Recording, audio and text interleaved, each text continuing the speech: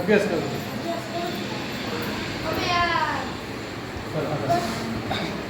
અમારા બંને બાળકો ગણિત વિજ્ઞાન પર્યાવરણ પ્રદર્શન 2025 અંતર્ગત વિભાગ 4Bમાં એક મોડલ લઈને આવ્યા છે, જેનું નામ છે કન્વર્ઝન ઓફ યુનિટ્સ, જેનું ગુજરાતી થાય છે એકમોનું રૂપાંતર.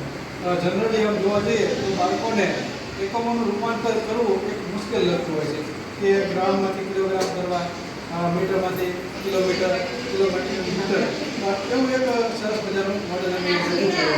અહીંયા તમે જોશો તો અહીંયા ગ્રામના એકમો આપેલા છે: કિલોગ્રામ, હેક્ટોગ્રામ, ડેકાગ્રામ, ગ્રામ, ડેસીગ્રામ, સેન્ટીગ્રામ અને મિલીગ્રામ.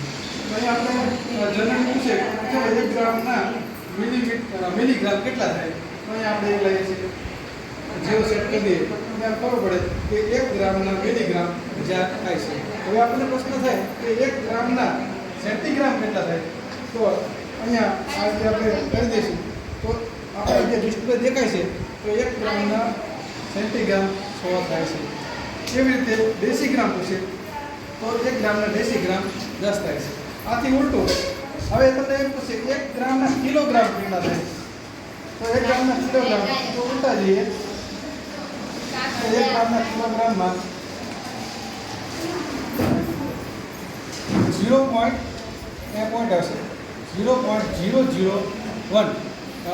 1 ગ્રામના કિલોગ્રામ થાય. હેક્ટોગ્રામ પૂછે તો 1 ગ્રામના હેક્ટોગ્રામ 0.01 અને ડેકાગ્રામ પૂછે તો 1 ગ્રામના ડેકાગ્રામ 0.1 થાય છે અને 1 ગ્રામના ગ્રામ 1 ગ્રામ થાય છે. આવું આ રીતે ગ્રામનું છે.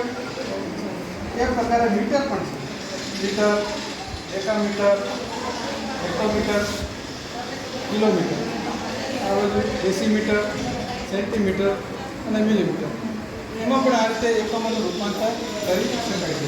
જેથી કે 1 મીટરના સેન્ટીમીટર કેટલા થાય, 1 મીટરના સેન્ટીમીટર 100 થાય.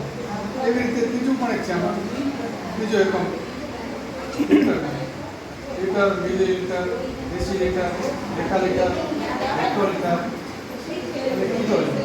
એમાં પણ આ રીતે એકમોનું રૂપાંતર કરી શકાય છે. આ મોડલ દ્વારા બાળકો સરળતાથી એકમોનું રૂપાંતર સમજી શકે છે અને એ યુઝ કરી શકે અને લાઈફ ટાઈમ યાદ રહે છે.